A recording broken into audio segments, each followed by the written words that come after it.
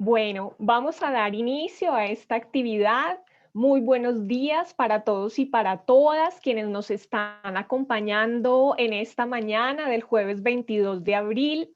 Mi nombre es Angélica Rodríguez Rodríguez. Soy la directora del Departamento de Ciencia Política y Relaciones Internacionales, coordinadora académica de la Maestría en Relaciones Internacionales de la Universidad de El Norte y con gran alegría quiero hacer la introducción de nuestro conferencista de la mañana, quien nos va a estar acompañando en esta reflexión tan importante, tan pertinente en el marco que nos encontramos y que lleva por título El estado actual de la democracia y el impacto de la crisis sanitaria en la gobernabilidad, el rol de la juventud en el fortalecimiento de los principios y las prácticas democráticas. Yo quiero agradecer muchísimo a varias personas que nos han dado su apoyo absolutamente incondicional para que este evento tan pertinente, tan bonito y que de verdad para mí es una gran alegría estar presentando, pues hicieron una cantidad de esfuerzos para que estemos esta mañana acá. En primer lugar, agradecer a Nadia Arana, nuestra coordinadora administrativa de posgrados de la División de Derecho, Ciencia Política y Relaciones Internacionales.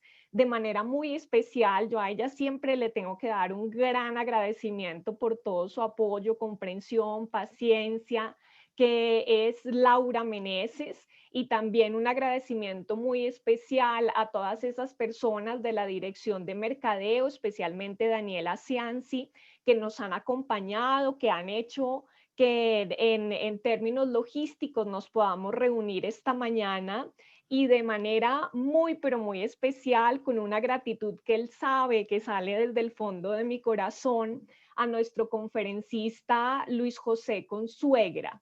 Luis José es asesor para alianzas estratégicas y difusión del Instituto Internacional para la Democracia y la Asistencia Electoral, IDEA.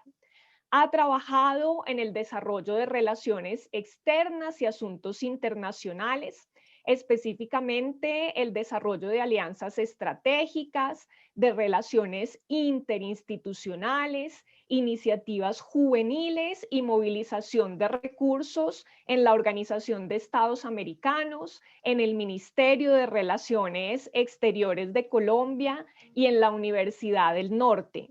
Es de nuestra casa, eso es lo que más me gusta de este asunto. Yo me siento como una madre con el corazón henchido de orgullo porque es un norteño, internacionalista de nuestra casa, con maestría en política internacional de la American University de Washington y también maestría en asuntos internacionales y diplomacia unitaria, Universidad Abierta de Cataluña. Yo, Luis José, quiero agradecerte por haber aceptado nuestra invitación, por ser tan generoso con tu disponibilidad y porque además nos propones una conferencia que es la conferencia, digo yo en mayúsculas, para estos tiempos que nosotros estamos atravesando. Para nadie es un secreto que la pandemia ha tenido unos efectos desastrosos en las democracias a nivel internacional. Esto nos llena de muchísima preocupación, nos tiene que generar, digamos, muchas inquietudes y muchas preguntas y sobre todo hacernos reflexionar sobre qué podemos hacer para que este tipo de situaciones pues no sigan en esa escalada. Además, nos haces una propuesta que incluye al corazón de nuestros programas, que son los jóvenes, ¿verdad? Estas personas que están muy comprometidas con su proceso formativo y que nos están acompañando, que muchos de ellos están interesados, por ejemplo, en nuestros programas de maestría, específicamente en nuestro programa de relaciones internacionales. Tú como internacionalista, como hijo de esta casa, creo que no podíamos tener un mejor invitado que nos dé cuenta de viva voz de cómo estos programas son tan fundamentales para adelantar las reflexiones que requieren mucha urgencia en la actualidad. Entonces, no me canso de darte la bienvenida, te dejo la palabra y de antemano muchas gracias por tu tiempo. Angélica, muchas gracias a ti por organizar esto, por permitirme no regresar, así sea virtualmente, a nuestra casa, a Uninorte. Y obviamente esto para mí es muy enriquecedor porque, como bien lo dices, Uninorte fue la base de mi formación en relaciones internacionales. Lo comento mucho y lo comparto mucho con mis colegas, con mis compañeros de aula en su momento. Eh, Creo que las relaciones internacionales, la materia, ¿no? El estudio de las relaciones internacionales nos ofrece la oportunidad de ver el mundo de otra manera. Nos abre al mundo, nos abre a entender, ¿no? Cuáles son todos esos antecedentes, qué es lo que está pasando en esas dinámicas e interacciones que encontramos entre los diferentes actores globales, y eso es imprescindible y es de mucho valor para cualquier área profesional en la que nos queramos desempeñar. Tenemos muchas opciones como internacionalistas en el campo profesional. Nos identificamos mucho con la diplomacia, nos identificamos mucho con el tema de los organismos internacionales, como fue mi caso, que realmente es la carrera que sigo, pero realmente todo tiene una aplicabilidad en las relaciones internacionales, y todo estudiante o todo egresado o toda persona que se forma como internacionalista tiene campo y tiene aplicabilidad en cada campo profesional que decida seguir. Entonces, sí te apoyo y te acompaño en ese statement de que las relaciones internacionales son un programa muy valioso, ¿no? Y me siento orgullosísimo de ser un norteño y de ser egresado del programa de Relaciones Internacionales. Y bueno, con las ganas obviamente de seguir muy cercano a ti, al programa, y ver qué oportunidades tenemos de tener estas conversaciones más seguidas y contribuir para todos los que en este momento se están formando en el programa. Bueno, para entrar ya puntualmente al tema que nos ocupa, realmente nosotros nos encontramos en una coyuntura que tenía mucho tiempo que no se presentaba. Y yo quiero proponer, digamos, que la conversación la veamos desde las tres perspectivas propuestas en el título de la conferencia, siendo la primera el tema de la democracia como tal. Nosotros veníamos viendo ya una tendencia, ¿no? A la erosión de la democracia. ¿Qué quiere decir esto? Que la democracia no es que va a desaparecer, la democracia no es opcional en términos de que ya mañana decidimos no ser democráticos, pero sí debemos entender los procesos democráticos como olas. Y esto, los estudiosos de las relaciones internacionales y de las ciencias políticas, sabemos de las tres olas de democratización, siendo la más reciente, la finalizada a inicios de los 90, que fue lo que en principio dio origen a todos estos movimientos de apoyo a la democracia, todos estos movimientos e instituciones, como el caso del Instituto Internacional para la Democracia y la Asistencia Electoral, que se fundó en 1995 con ese único propósito. ¿Mm? 11 países miembros no, se reunieron y establecieron y reconocieron la importancia de brindar una base y de brindar unos procesos que acompañen el fortalecimiento de la democracia, no a través de su difusión, a través del fortalecimiento de estos procesos específicamente enfocados a temas electorales, a temas parlamentarios, a temas de representación y de participación política. Entonces, desde el 95 nosotros, IDEA Internacional viene llevando a cabo ese papel, ¿no? Que al mismo tiempo lo vienen llevando desde diferentes perspectivas otras instituciones como las agencias de Naciones Unidas.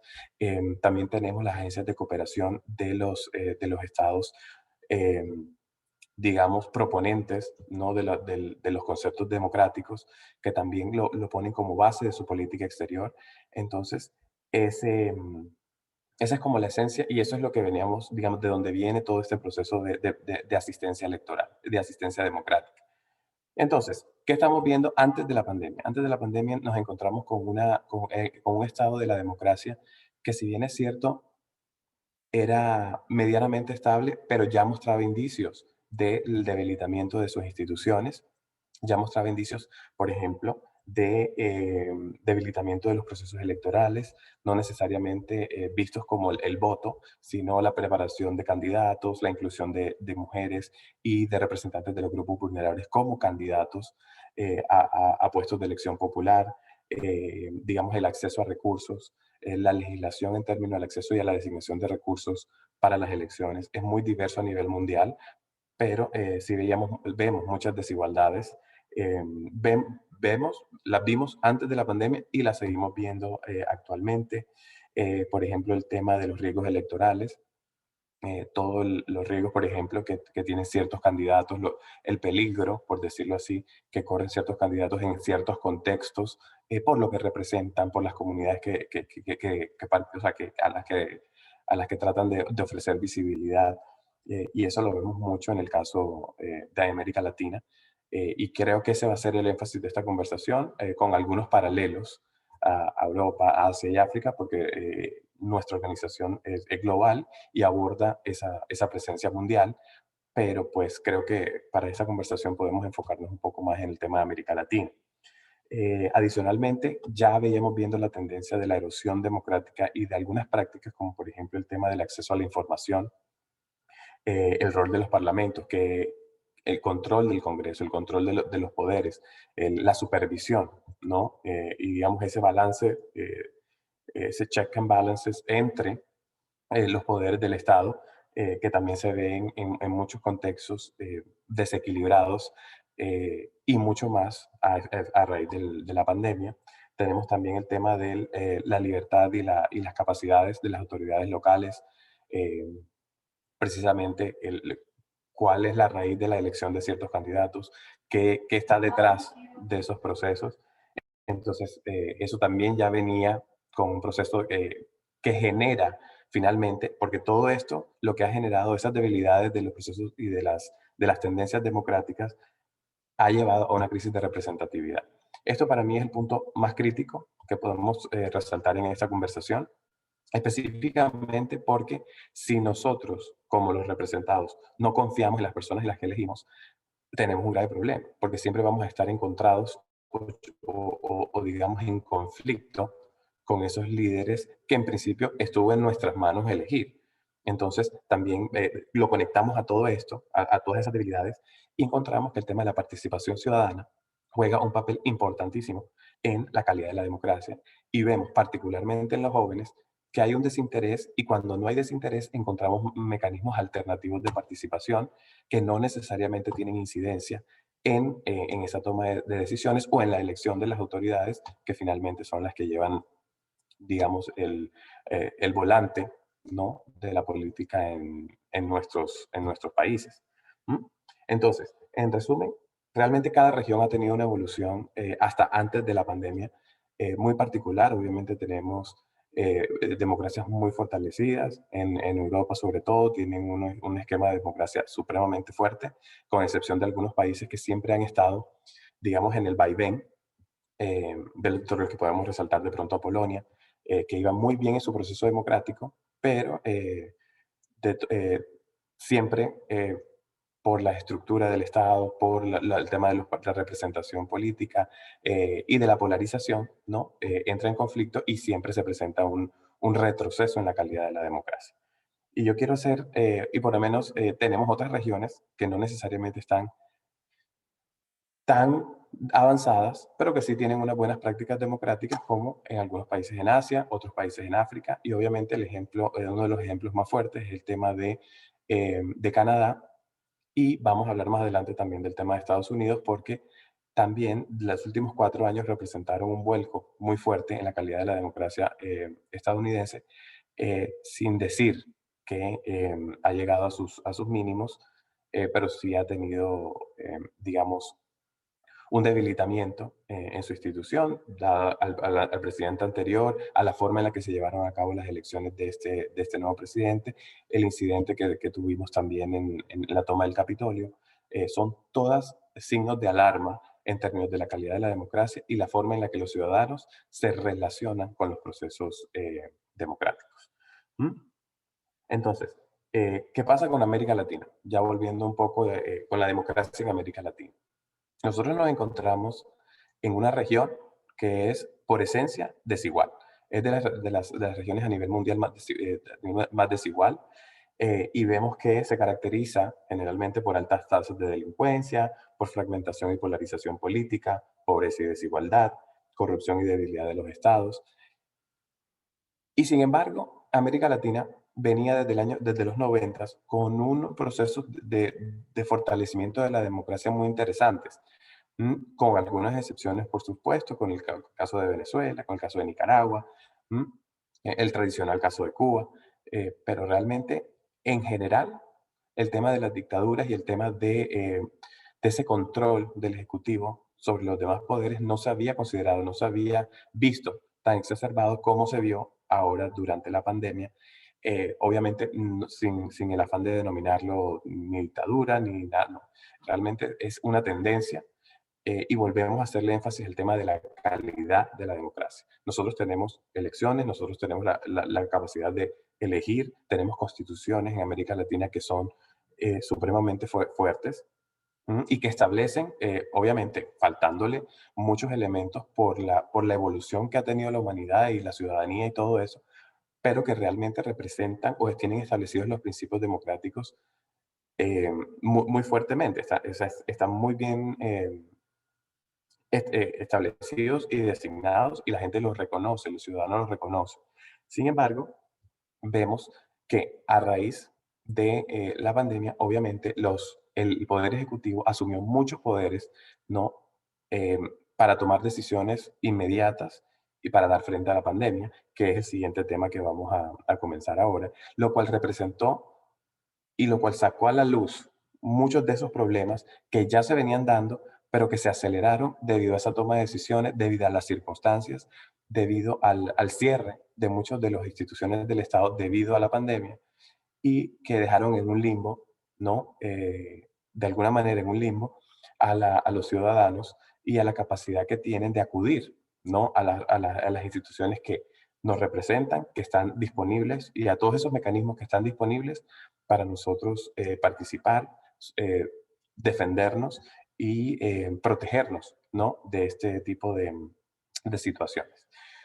Entonces, eso es más o menos lo que ha pasado con el tema de la democracia en los últimos, antes de la pandemia. Ahí ya hemos tocado algunos aspectos, ya que digamos que algunas líneas donde la pandemia ya nos ha mostrado, digamos, esas debilidades de la democracia. Pero ya entrando al tema de la pandemia, ¿no? Más puntualmente. Entonces, ¿qué nos ha mostrado la pandemia? La pandemia la empezamos a percibir desde finales del 2019, pero en ese momento no le dábamos la relevancia, no la veíamos como una amenaza y nunca nos imaginamos qué era lo que iba a suceder. ¿Mm? Llega el 2020, marzo del 2020, todo cierra, todo se paraliza y nos encontramos literal y nuevamente la palabra limbo porque no sabemos cómo vamos a manejar esto.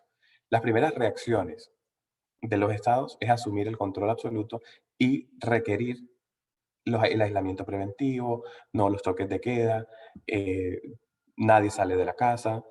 ¿Por qué? Sobre todo en el caso de América Latina, porque el Estado no tiene la capacidad de ofrecer la protección ni los recursos para garantizar el manejo, ¿no? de la crisis sanitaria. ¿Mm? No teníamos camas de UCI, no teníamos ventiladores, ¿no? Entonces la solución fue coartar las libertades del ciudadano, ¿no? Lo podemos denominar así en este momento porque realmente eran procesos, durante el 2020 se iban a llevar a cabo cerca de 70, cerca de 45 o 50 elecciones, procesos electorales a nivel mundial, de los cuales ninguno de esos se llevó a cabo en la fecha en la que estaba prevista, porque nadie tenía permitido salir de casa.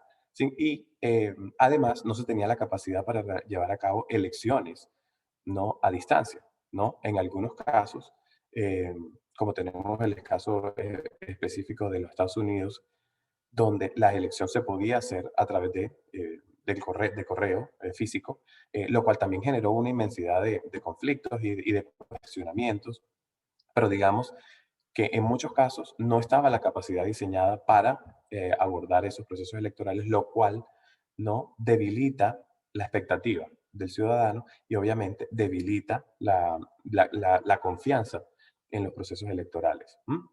Entonces, ese, por ejemplo, fue una de las primeras reacciones que tuvieron los gobiernos a nivel mundial para tratar de dar frente ¿cómo se dice? A la pandemia. ¿Qué pasa? Además de eso, los presidentes, los jefes de Estado, tomaron o establecieron decretos en los cuales ellos tenían la capacidad de tomar decisiones y decretar, valga la redundancia, y decretar acciones concretas sin ningún tipo de control. ¿Mm? En principio, estas capacidades son temporales, pero el riesgo cuando se establecen este tipo de actividades o este tipo de decretos es que formalmente no tienen una finalización de esa capacidad. Entonces realmente está la carta abierta hasta cuando los jefes de Estado consideren, ¿no?, que la pandemia ya se ha superado y que ya ellos tienen la capacidad de dejar atrás esa capacidad puntual de tomar decisiones arbitrarias en algunos casos o unilaterales sin el control del Congreso, sin los controles propios del Estado para tratar de sopesar o dar frente a la pandemia. Entonces, ese tipo de actividades o ese tipo de reacciones son las que nosotros identificamos mm, como efectos directos a la calidad de la democracia por parte de la pandemia. También tenemos, digamos, como parte de esos procesos electorales, se habían programado muchas manifestaciones, representaciones, reuniones de grupos tradicionalmente excluidos. Se iban a haber presentaciones sí, manifestaciones, digamos, que no necesariamente iban a ser violentas, pero iban a marcar un cambio, muy probablemente, en la forma en la que se tomaba la decisión, en la forma en la que se elegía, en la forma en la que se establecían leyes, eh, y nada de eso pudo ser. No se pudieron llevar todas esos eventos o esas actividades, lo cual directamente cohíbe o coarta la libertad de expresión y la libertad de asociación, que son elementos claves de los procesos democráticos. Entonces, ese otro de los elementos que fue muy fuerte en términos de no erosionar la calidad de la democracia durante el periodo de la pandemia. ¿Mm?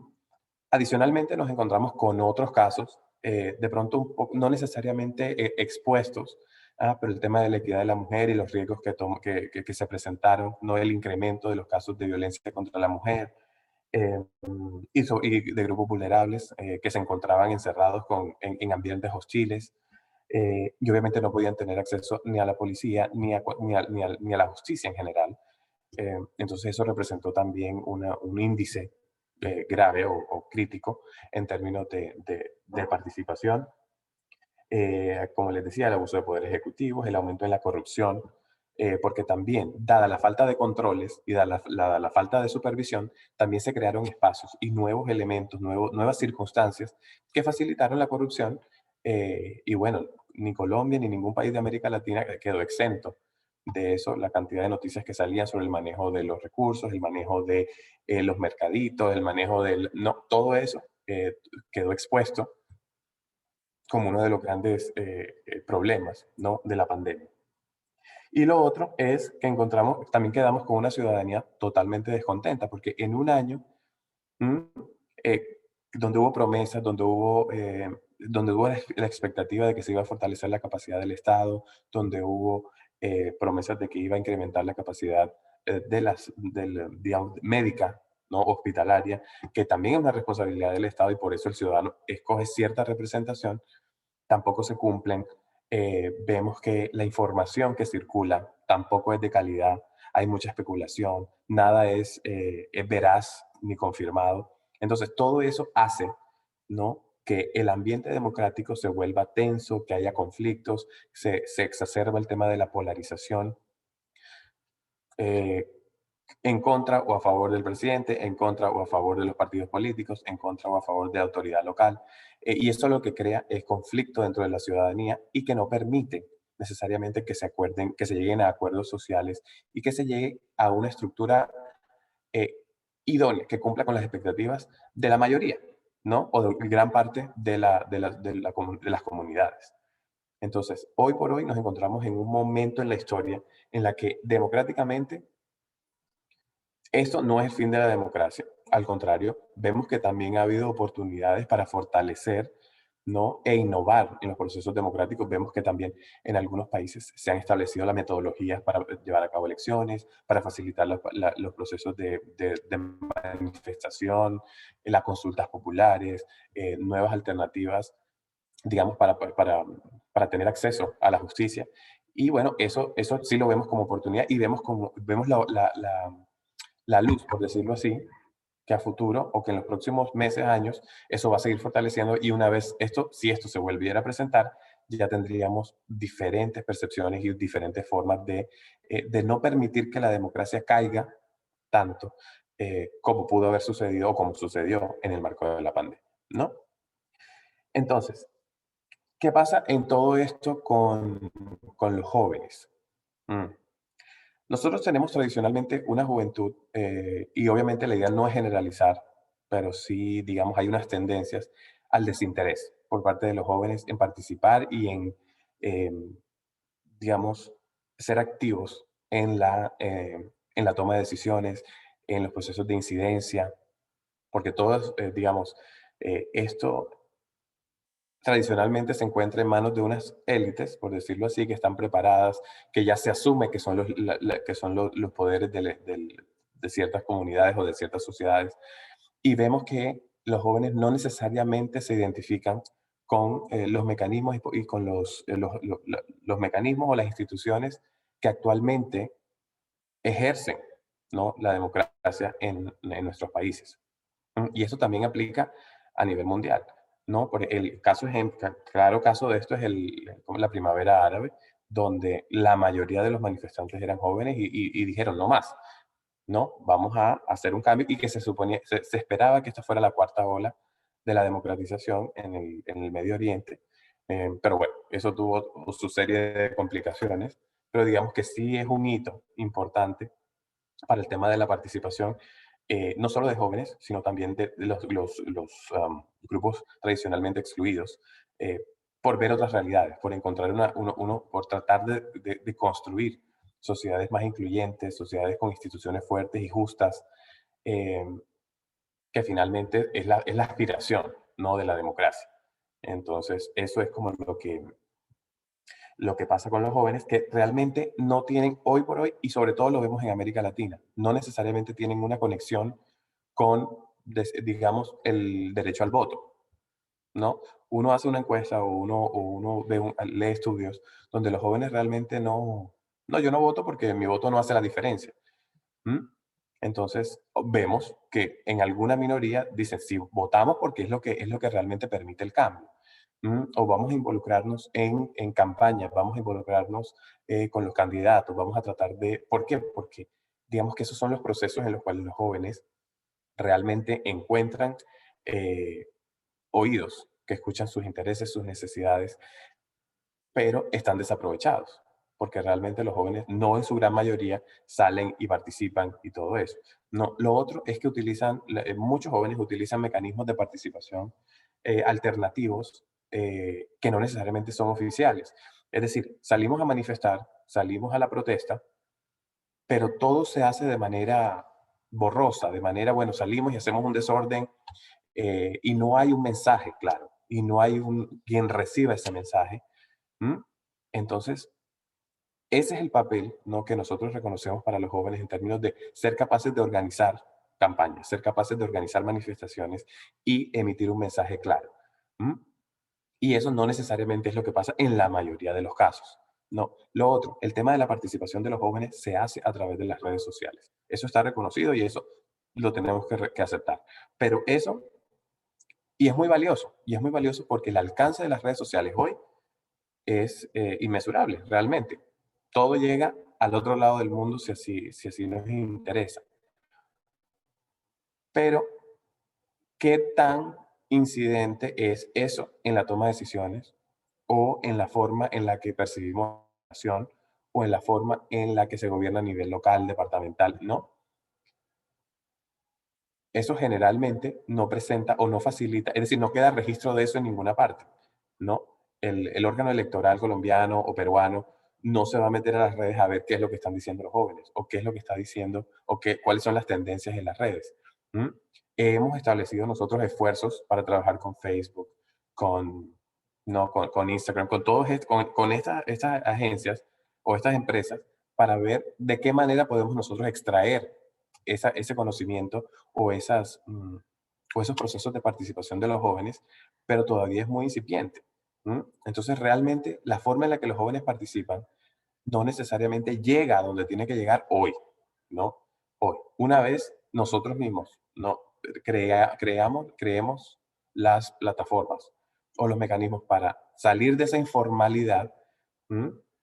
Obviamente ya encontraremos mejores maneras. Pero mientras tanto, mientras el joven no se levante el día de las elecciones, un domingo a las 7 de la mañana, a, hacer, a emitir su voto, no va a tener necesariamente una participación formal, ¿no? Entonces, esos son algunos de los elementos que les quería compartir.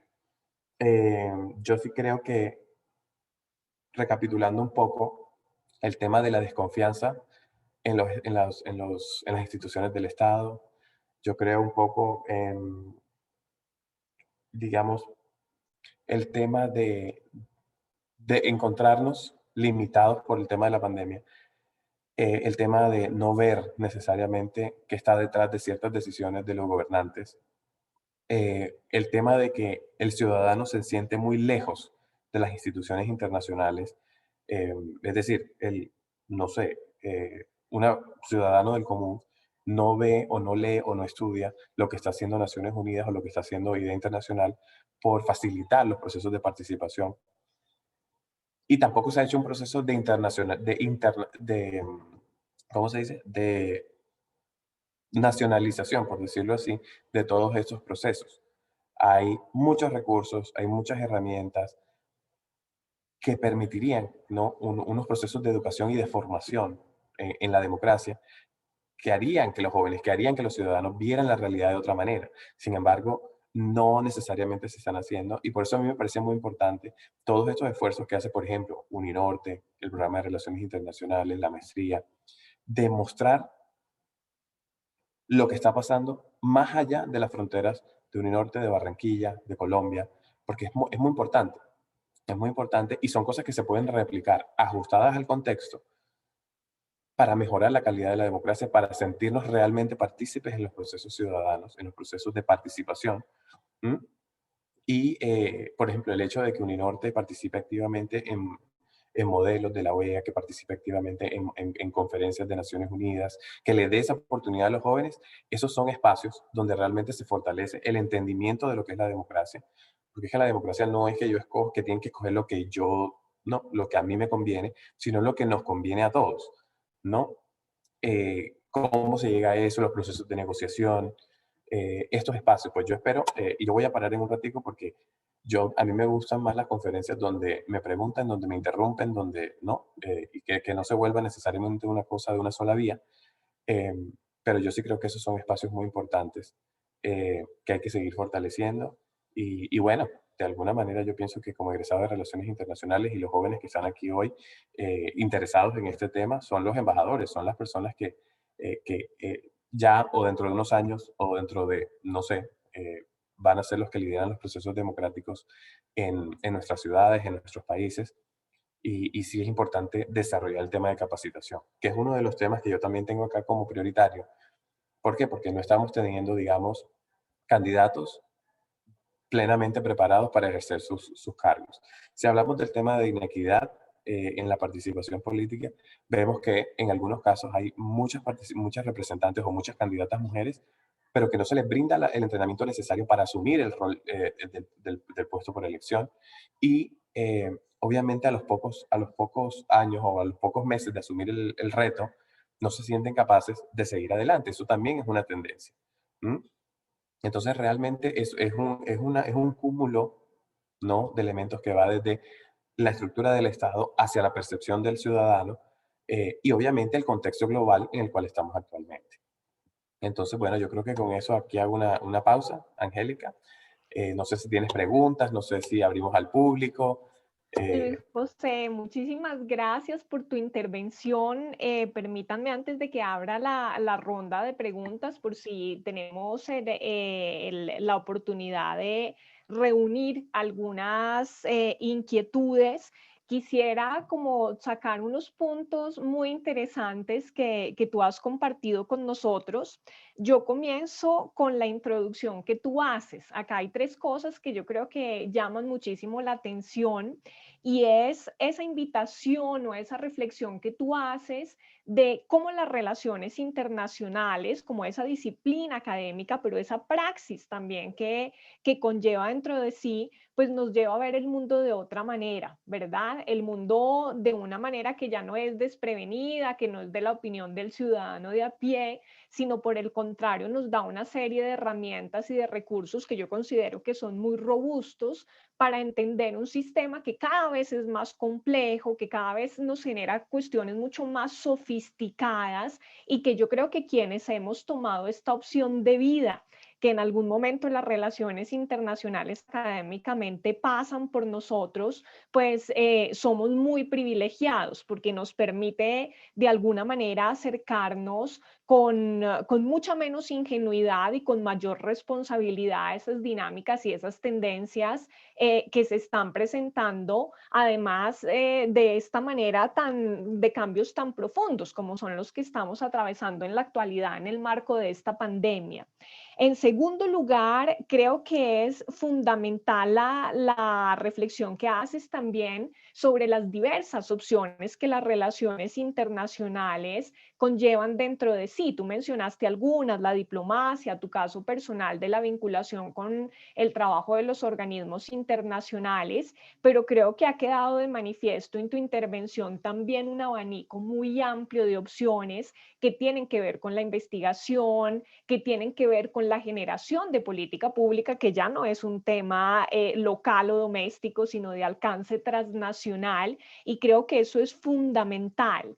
Y el tercer elemento de esa introducción, yo creo que tú dejas hay una invitación muy sugerente y creo que de mucha tranquilidad porque dices, miren, la democracia no va a desaparecer, no es que estemos enfrentándonos al final del asunto, hay muchos desafíos, tú manifiestas de manera muy clara esas tensiones y cómo se han agudizado esas tendencias de la erosión democrática, pero también nos dejas ese mensaje que yo creo que es muy importante, porque en la actualidad hay mucha preocupación si es que ya nos metimos en una espiral de autoritarismo y de arbitrariedad, pues que la pandemia, como tú mismo has descrito, se ha facilitado, ¿verdad? Porque los estados en América Latina particularmente, sin esa posibilidad de gestión, de recursos, pues coartan muchas de las libertades para tratar de hacer frente y de ahí de paso aprovecharse para otro tipo de avances. Agradezco mucho por esa posibilidad que nos das de comparar la situación pre-pandemia, que no es una situación idílica en términos democráticos, muchos avances, ¿verdad? Pero también muchos desafíos, y cómo de manera tan puntual pues nos pones de manifiesto qué es lo que nos ha mostrado la pandemia en términos democráticos, ¿verdad? Esos puntos tan claros que tú tocaste y la finalización con la reflexión sobre los jóvenes. Yo creo que acá también hay dos caras del asunto que tú manifiestas, la preocupación que no es una cuestión nueva, sino de larga data sobre ese desinterés, pero también en ese deseo, ¿verdad?, de tratar de entender las nuevas formas de participación, que yo creo que la reflexión es súper interesante, nos llama mucho la atención de, oiga, sí se participa, pero se participa de una manera diferente. No obstante, ojo, porque esa participación, qué incidencia o qué impacto tiene en las tomas de decisión. Entonces, ¿cómo balancear, digamos, esas cuestiones tan desequilibradas, ¿verdad?, que se nos están presentando? Yo quisiera abrir la ronda de preguntas. Ahí ustedes pueden leer, que si quieren las podemos ir escribiendo en el chat o podemos pedir la intervención, ¿verdad? Para que ustedes puedan expresar sus inquietudes y para animar un poco la conversación. Luis, yo quisiera preguntarte, ¿cómo ves tú? Yo sé que uno no puede hacer en relaciones internacionales el ejercicio de predicción, ¿verdad? No tenemos la bola de cristal, pero ¿cómo ves tú en el mediano, o sea, si es posible hacer alguna reflexión al respecto de cuestiones de corto, mediano y largo plazo? Digamos, si hay alguna posibilidad de identificar tendencias, vamos a seguir en esta lógica, la pandemia nos seguirá generando mucha incertidumbre y entonces no podemos saber efectivamente para dónde vamos. No sé si hay algún tipo, yo sé que esta es una pregunta muy odiada y de triquiñuela, ¿verdad? Porque no es posible esa predicción, pero me gustaría saber un poco como esos escenarios que se están barajando frente a los cuales pues sería interesante escuchar un poco tu análisis de, digamos, eso por mi parte. Y si hay alguien en el público, ¿verdad? Que quiera pedir la palabra a través de levantar la mano o nos escribe en el chat, yo quiero participar, por favor anímense, porque yo también creo que esta es una oportunidad de oro de dialogar y me uno a la invitación que hace Luis José. Hemos tenido una presentación que yo creo que es completamente integral, que nos permite ver muchas cosas y no tenemos que desaprovechar el ejercicio de diálogo que creo que, como él lo ha dicho, es lo más importante.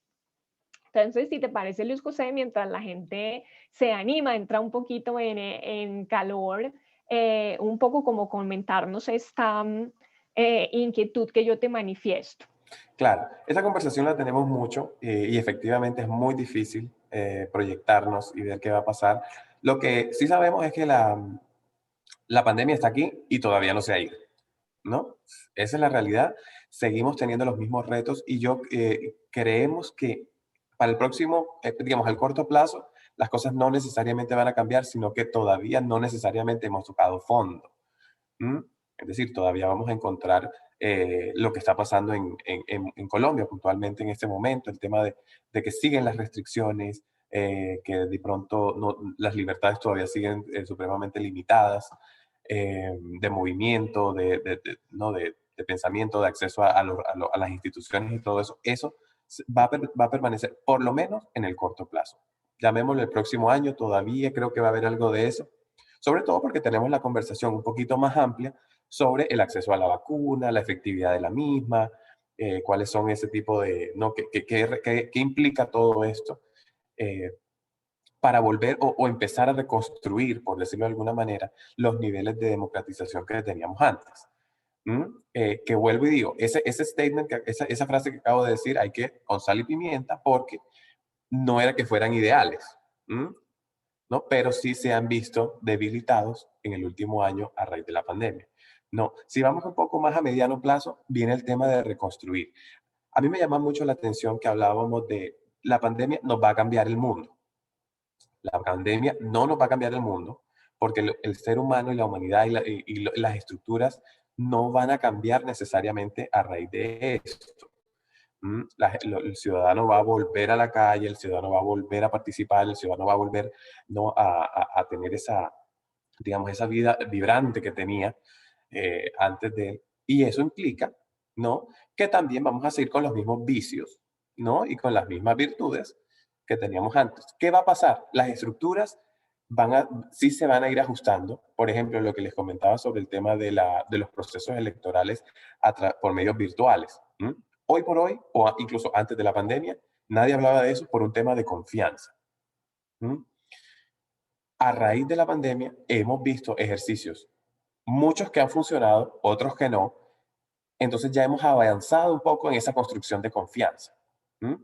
Entonces yo sí creo que ese tipo de herramientas y ese tipo de mecanismos van a ser los grandes game changers, ¿no? O los que cambian la forma en la que nosotros participamos y la forma en la que la democracia se ejerce. ¿Mm? También, y ya más en el largo plazo, esa sí te la voy a deber un poquito. Te la voy a deber, ¿por qué? Porque la democracia, como lo mencionaba al principio, es muy, no, va en ciclos. ¿Mm? Entonces yo sí creo que a raíz de todo esto, la tendencia hoy es a la autocracia, ¿no? Hoy y por los próximos 5 años, esa va a ser la tendencia. Es decir, que las prácticas democráticas van a existir, pero sí va a haber un control en manos de pocos, ¿no? Que van a ejercer y que van a, digamos, tener una influencia particular en la forma en la que se lleva un mandato, en la forma en la que se toman las decisiones y todo eso. Después de esos 5 años, muy probablemente el mundo se va a dar cuenta de la necesidad de recuperar, ¿no? Y 5 años pueden ser 6, o pueden ser 10, o pueden ser 3, pero es como por darnos un margen. Nos vamos a dar cuenta de la necesidad que tiene el ciudadano y que tiene cada persona de escuchar y ser escuchada, de votar y de pronto postularse a un puesto de elección. ¿M? Entonces, yo sí creo que esto va a llegar a ser ¿cómo lo podemos poner? Un choque, ¿no? Para darnos cuenta del valor que tiene el fortalecimiento de la democracia. Ojo, ya sabemos que la democracia es, se valora y que tiene un valor que no podemos dimensionar, pero es la calidad en la que tenemos que trabajar. Lo que hablábamos, el tema de el caso puntual de los Estados Unidos. La, quote unquote, la democracia más fuerte del mundo. ¿Por qué? Porque las instituciones tienen una fortaleza incomparable, ¿no? Entonces tienen el proceso electoral, tienen el colegio electoral, tienen una infinidad de elementos, ¿no? Que en principio sirven para controlar, pero al mismo tiempo todo tiene vicios. Entonces, por ejemplo, cuando nos referimos a la elección de Hillary Clinton, no, se esperaba que ella fuera la ganadora de esas elecciones porque el voto popular fue para ella. ¿M? Pero los mecanismos de control, como el colegio electoral, no nos permitieron que ella ganara. ¿M? Porque el sistema no necesariamente está sincronizado con el voto popular. ¿M? Entonces, ese tipo de cosas nos hace, en muchos casos, reformular la manera en la que las instituciones están diseñadas y muy probablemente en algún momento las nuevas generaciones van a mirar que es la esperanza que uno tiene, ¿no? Que los jóvenes, con lo que hablamos ahora, se comprometan, participen, ya sea por las maneras formales, oficiales o por las que no son tan tradicionales, pero que tengan una voz, y que eventualmente generen ese cambio y que sean agentes literal de renovación, de innovación y que nos lleven a mecanismos mejores de participación y obviamente de fortalecimiento de la democracia. Muchas gracias, Luis José. Ahí, acá en el chat, permíteme leer, es una intervención que hace Julio Verdugo y Ujú. dice, en Colombia, el actual gobierno, vemos un fraccionamiento entre los ciudadanos, el gobierno y las instituciones. Sí. Basado en las encuestas actuales, ¿podría Colombia sobrevivir un gobierno de izquierda? ¿Podríamos estar en peligro de perder parte de la democracia basado en el pensamiento del candidato y los ejemplos de este tipo de gobiernos en Latinoamérica? Muy interesante y sí lo analizamos mucho. Yo no creo, y voy a hablar puntualmente del caso de Colombia, yo no creo que Colombia, por su forma por su ideología, por la forma en la que está constituida, vaya a dar un salto hacia la izquierda tan drástico.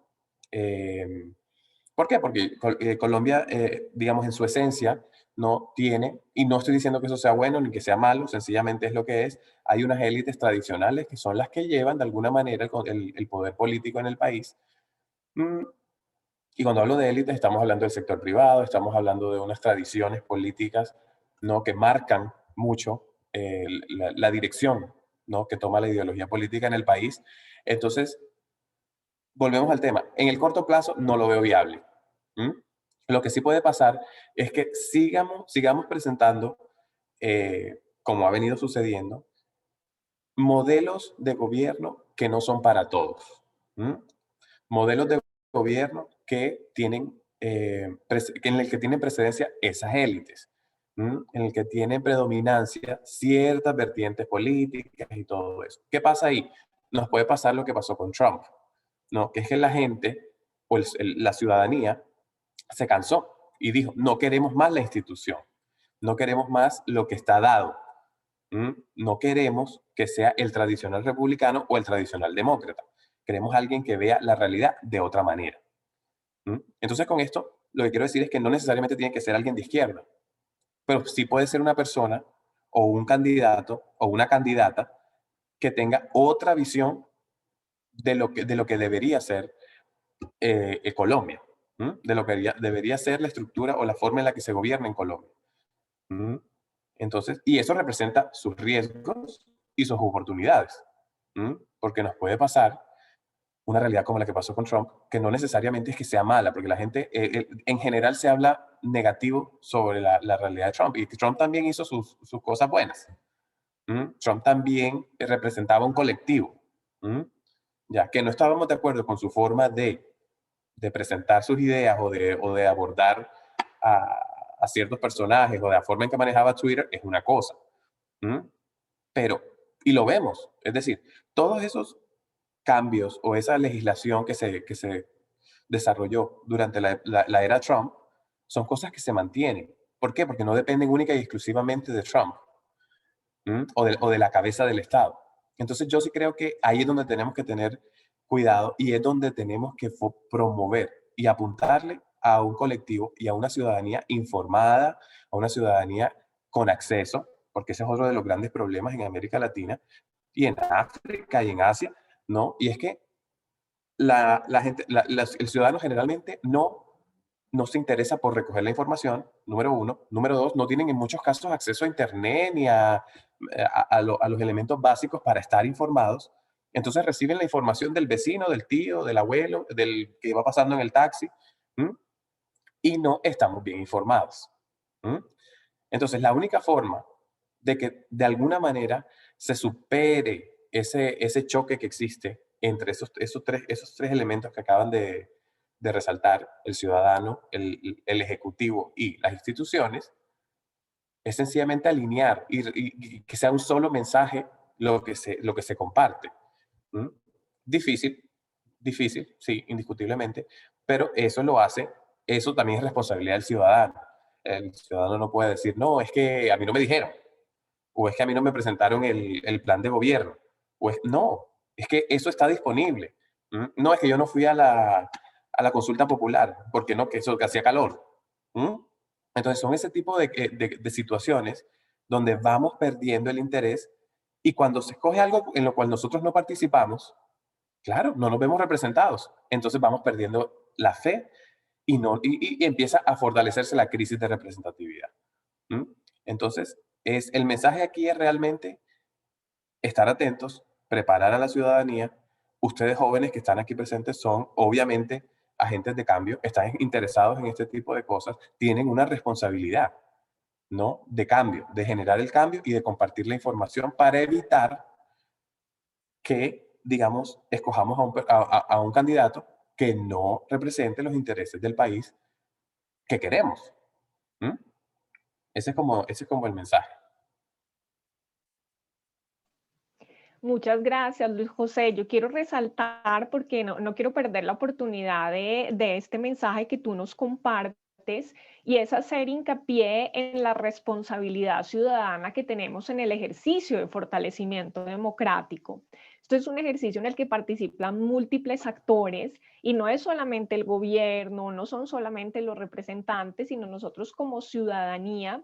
Y creo que tú en esta respuesta y en la parte final de tu intervención, pues nos recuerdas todos esos recursos, todas esas herramientas de formación ciudadana en democracia que están disponibles, que desde IDEA creo que hay un trabajo fantástico en ese particular, pero también desde nuestros programas, desde las reflexiones académicas que podemos adelantar y cómo nosotros ahí también, perdónenme lo coloquial, pero tenemos que ponernos la camiseta de la ciudadanía. Ser ciudadano es ser sujeto de derechos, pero nos implica también una serie de deberes para que Así es. funcione la democracia y hay una responsabilidad muy grande que está en nuestras manos. Yo quiero aprovechar, porque es que yo sí tengo muchas preguntas, Luis José, y sé que Aprovechemos. pueden animar a nuestros asistentes, y es ha sido muy clara la reflexión sobre los desafíos, sobre las tensiones, sobre toda esta erosión democrática, pero a mí me queda la inquietud cuando uno hace el análisis de toda esta experiencia. ¿hay algo que sí estemos haciendo bien o que continuemos haciendo bien? Que me gusta también plantear este Claro. interrogante en términos de esperanza y de a qué tenemos que prestarle atención y decir, oiga, no le ponemos atención porque como eso está bien, entonces no hay necesidad de trabajar. Y no, hay Ujú. que trabajarlo porque si no la pintura de esa casa también se nos deteriora. Entonces quiero preguntarte, ¿estamos haciendo algo bien, nuevo, o hay algo que ya tengamos de continuidad que se mantiene y sea importante destacarlo? Claro, lo que te decía, yo creo que, lo que está bien, por decirlo así, es el hecho de que mundialmente se reconoce el valor de la democracia. O sea, eso más allá de que esté bien o mal, es ganancia. O sea, porque no reconocemos a la democracia como algo, un esfuerzo fallido, ni como algo que no nos va a dar frutos, no, para nada. Y eso es algo que muchos reconocemos, como bien decías, a nivel de todos los actores, que hay que seguir trabajando por la democracia. ¿M? Cuando uno habla con un Estado miembro, con un donante, con un socio, esa es de las primeras conclusiones a las que llegamos, ¿no? Por la democracia, vamos a seguir apostándole a la democracia. ¿M? ¿Qué estamos haciendo bien? Estamos haciendo bien ese esfuerzo por construir, ¿cómo te diré? Por fortalecer esos procesos. Es decir, nos gusta o no, el tema de los congresos y de los parlamentos ejercen un control y una supervisión que es muy positiva, ¿no? Y que continúa. ¿M? ¿Ya? Que continúa. Seguimos implementando, y como ejemplo de lo que hacemos nosotros en IDEA Internacional, por ejemplo, el tema de formación y de construcción de capacidades. Eh, Eso es clave y no se piensa abandonar. ¿Por qué? Porque reconocemos la virtud y la necesidad, y lo reconocen los mismos estados, ¿no? Que tenemos que tener gente preparada, gente con la visión, ¿no? Del contexto actual y cómo mejorarlo, y cómo salir adelante, cómo reconstruir. Yo creo que también está muy bien el hecho de que reconocemos que llegó el momento de unos cambios estructurales en la forma en la que estamos constituidos, es decir, en la forma en la que está diseñado el sistema. Y eso viene, por ejemplo, el año pasado fueron los 75 años de las Naciones Unidas, y se reconoció, ¿no? Que uno de los esfuerzos era seguir acompañando y seguir diseñando nuevas formas no, de asegurar o de garantizar que lleguemos al 2030, ¿no? Con un mejor mundo, donde nadie se quede atrás, ¿no? Y eso es un poquito el tema de los objetivos de desarrollo sostenible, que también es un tema que tenemos que abordar en este caso. ¿Por qué? Porque el tema de la democracia y el tema de las instituciones democráticas son la base para alcanzar el desarrollo, son la base para lograr esos 17 objetivos. Porque es que sin instituciones, sin un marco legal, sin un esquema de justicia idóneo, no, sin una ciudadanía fuerte, digamos, fortalecida y capaz, y conocedora de las situaciones, pues no se logra no se logra cambiar el tema del clima, no se logra mejorar la calidad del agua, del aire, no se logra mejorar las ciudades. ¿M? Entonces, yo creo que el solo hecho de que tengamos ese referente, ¿m? Es algo que estamos haciendo bien. O sea, la dirección está bien, ¿no? A lo que yo siempre, lo que a mí siempre me preocupa un poco, y de pronto volviendo al tema de lo que no está tan bien, es el tema de cómo hacemos y a quién elegimos, ¿no? Para apoyar esas iniciativas. Pero el contexto, la teoría, y el esquema es lo mejor que hemos podido escoger en el 2015 para desarrollar estos objetivos de desarrollo sostenible. ¿M? Ese es, digamos, ese motor, ¿no? Y ese objetivo que muy probablemente no vamos a alcanzar al 100%, pero es una guía para ser mejores dentro de unos años. ¿M? ¿Qué pasa? La pandemia sí nos afectó, sí hubo un retroceso, porque íbamos muy bien, íbamos alcanzando mucho. Pero entonces en un año, año y medio, muy probablemente hasta finales de este año, no vamos a ver necesariamente avances. Pero lo que sí vamos a ver es innovación, sí vamos a ver otras formas, o esa es la esperanza que nosotros tenemos y es lo que se ha proyectado. ¿m? Que haya otras formas ¿no? De ver el mundo, otras formas de implementar proyectos, otras formas de llegar a consensos. Porque obviamente el mundo está dividido. Si a nosotros nos preocupa la polarización que hay en Colombia, pues no hablemos del mundo, porque realmente es un mundo muy grande. ¿Mm? Eh, pero a lo que voy es, finalmente, esa innovación es la que nos va a llevar a nosotros y ese compromiso con ver y cambiar las cosas es lo que nos va a llevar realmente a fortalecer la democracia, a fortalecer la participación, a fortalecernos a nosotros mismos como ciudadanos. ¿Mm? Entonces, que hoy no se ve la esperanza, no se ve la luz al final del camino, porque seguimos con las restricciones, porque seguimos, pero tras bambalinas, mucho está pasando.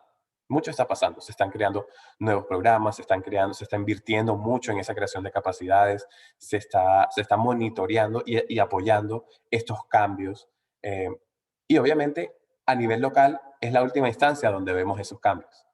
Es porque el sistema está diseñado así. ¿Mm? Entonces yo sí creo que para el 2030 pueden pasar dos cosas. Una es que hayamos avanzado tanto que confirmemos que el modelo reformado funciona, o en el 2030 tenemos que tomar una decisión de hay que reconstruir esto porque no nos ha funcionado. Y no creo que ese sea el caso. Y estamos hablando del sistema de Naciones Unidas, estamos hablando del multilateralismo, estamos hablando de los polos de poder en el mundo. Todo eso hay que reformularlo si es que no alcanzamos la expectativa en los próximos 9 años. O por lo menos a un nivel en el que estemos contentos, en lo que nos dé cierta tranquilidad. ¿Mm?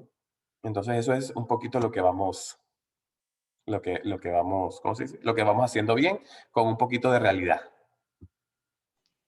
Muchas gracias, Luis. Quiero compartirte una pregunta que también nos llega de nuestro público y es, ¿qué actividades promueven la democracia y desde la academia, que es, digamos, como el gran interrogante también que yo creo que muchos tenemos, qué podemos o qué tipo de acciones podemos implementar? Un poco como para aterrizar, porque a veces uno dice, uy, sí, ya salí de acá súper democrático, pero ¿qué hago? Claro. Aquí esto, y de pronto no es una cosa supremamente innovadora, pero todos sabemos que esas prácticas democráticas, esas ganas de generar un cambio, de participar, vienen de la casa. ¿M? Vienen porque si vivimos en un desorden, pues generalmente lo que vamos a hacer es un desorden. Entonces, no generalizando, pero pues tiende a ser la realidad.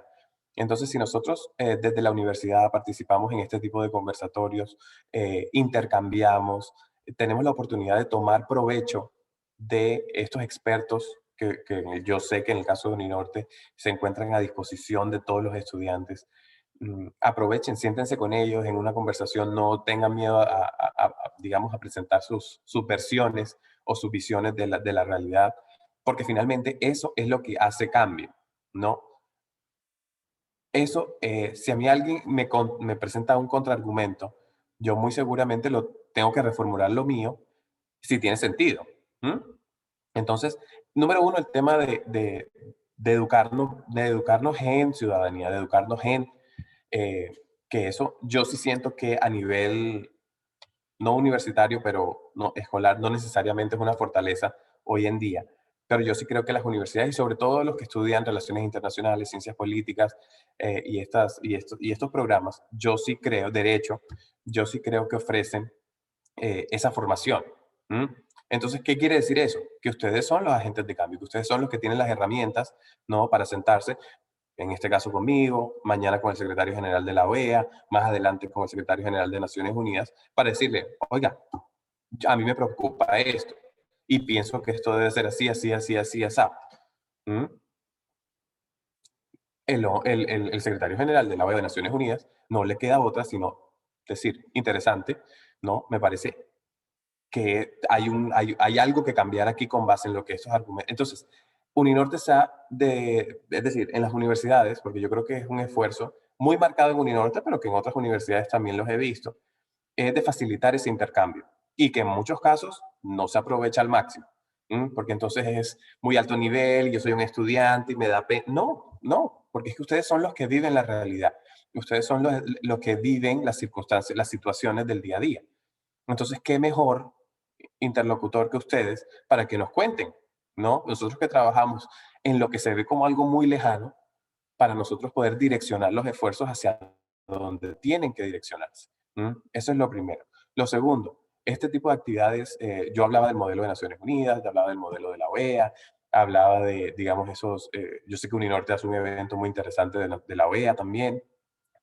Esos son espacios no solo para que ustedes conozcan y estudien particularmente los temas de la región, sino para que creen capacidades ustedes mismos, o sea, es decir, habilidades de negociación, de debate, de argumentación, se relacionen de una manera profesional, diplomática, con los pares. Entonces, creo que esos son esfuerzos. Y en la casa y en la ciudad, ser los mejores ciudadanos que puedan hacer. No hacerse de la vista gorda, no hacerse, cuando vean injusticias, pues obviamente eso tiene sus riesgos y eso tiene pero hay formas, ¿no? Hay formas de hacerse escuchar, hay formas de participar. Eh, a mí me llama la atención, el año pasado se publicaron, la gobernación publicó el plan de Barranquilla, del Atlántico, el plan de gobierno, y a mí me llamaba la atención porque decían, no, ya se debatió el plan de gobierno para el próximo, no sé si son el próximo periodo. Y yo decía, pero yo no participé. O sea, no me enteré de cuándo iba a ser eso. Y número uno, el error fue yo no haberlo buscado y no haber sabido, no, que eso se iba a llevar. Ese es el primer error. Y el segundo error es no haber, no, o sea, es decir, una vez, aunque ya eso haya salido, encontrar formas de tratar de incidir, ¿no? Ir y hablar de manera organizada, concreta, y tratar de hacer un cambio. No es solamente decir, no, ya no participé, ya no, ni modo, ya perdí la oportunidad. No, porque eso es total desinterés en el bien colectivo, ¿no? Y eso te está coartando esa responsabilidad o ese deber, ¿no? Que tú tienes como ciudadano, que debe verse como un deber, sí, pero como algo que queremos hacer si queremos mejorar nuestra realidad local, nacional y mundial. ¿No? Entonces yo creo que eso son actividades como tal, vincularte a ONGs, vincularte a movimientos, ojo, a movimientos que estén formales, que tengan una organización, una constitución, que tengan un norte específico. eh, digamos, partidos políticos también, que ahora es otra cosa muy interesante que pasa en Colombia, es que se ha dividido, ¿no? O sea, hay una ¿cómo es? Proliferación positiva de partidos políticos, y yo creo que esas son oportunidades, ¿no? Porque todos tenemos una afiliación, todos tenemos unos intereses. Entonces, esas son formas de participación, esas son formas de construir campañas, esas son maneras de aportar a planes de gobierno. Entonces, pero muy poca gente o muy pocos ciudadanos, muy pocos jóvenes sobre todo, se vinculan. Y ahí es donde se genera el cambio. O ahí es donde vemos las oportunidades de comprometernos con una causa que va más allá de nuestro día a día, pero que tiene incidencia directa en cómo vivimos regularmente. Muchas gracias, Luis José. ¿Alguien más de nuestro público quisiera formular? Recuerden que podemos escribir, han utilizado varios mecanismos, el chat, el espacio de preguntas y respuestas, también podemos levantar la mano o las invitaría a abrir directamente el micrófono.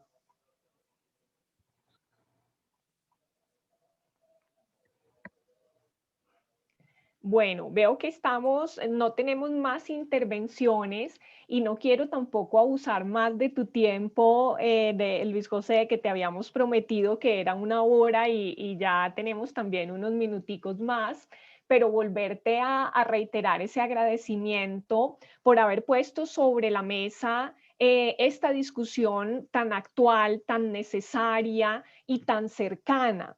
Además que nos dejas, yo creo que con un mensaje y con una tarea de repensar nuestro ejercicio de ciudadanía para entender ese rol que tenemos en el fortalecimiento de la democracia. Y Claro. creo que esa es una invitación absolutamente vital en los tiempos que están corriendo, donde sabemos que hay pues una serie de obstáculos, de tensiones, de problemáticas que vuelven la democracia pues o la cubren de cierta preocupación, pero que también ponen en nuestras manos la posibilidad posibilidad de hacer algo, perdón, de formarnos, de ser conscientes, de participar en ese debate y no pensar que es una responsabilidad de otros y que no nos atañe. Y además me gusta mucho también el mensaje que has reiterado para los jóvenes, para los estudiantes y para los no tan jóvenes como yo, ¿verdad? En esa capacidad de agencia, ¿verdad? Cómo nosotros somos agentes de cambio, cómo nosotros a través de nuestras actividades, a través de nuestras discusiones, a través de nuestros aportes, hacemos contribuciones y esas contribuciones no entran en un saco roto, sino que pueden tener difusión, pueden llegar a tener resonancia, al menos generan, digamos, como otros marcos de reflexión. Y creo que ese es un gran mensaje porque nos devuelve a nosotros un poco la pelota en el campo de juego de la construcción democrática y cómo podemos entonces ahí aportar. Te agradezco una vez más, Luis José, por tu tiempo, por tu generosidad, por la posibilidad de establecer este diálogo y a todos ustedes, a este público que nos acompañó, que tuvieron la oportunidad de expresar también sus inquietudes, a todos las que, y las que las pusieron en el chat, en el espacio de preguntas, les agradecemos mucho por su intervención. Los invitamos, las invitamos a que sigan participando en estas actividades de reflexión tan importantes que genera la Universidad del Norte, que genera nuestra maestría de Relaciones Internacionales en un compromiso por establecer un puente teórico práctico. Yo creo que para todos los que de alguna manera hemos tenido la oportunidad de vincularnos a la academia como estudiantes, como profesores, como investigadores, siempre subsiste ese interés de cómo las cuestiones teóricas tienen una aplicación práctica y yo creo que hoy Luis José nos ha dado una clase magistral en ese sentido.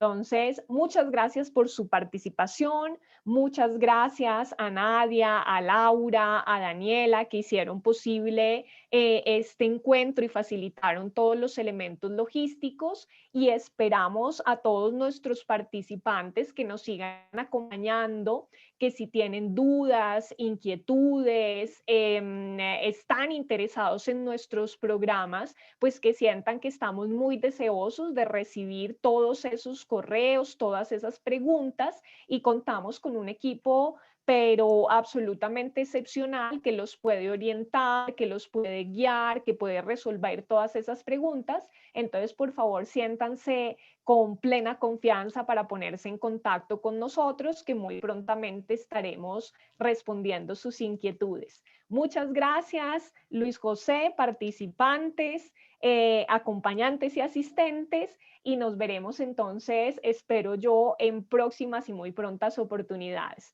Un muy buen día para todos. Muchísimas gracias. Gracias.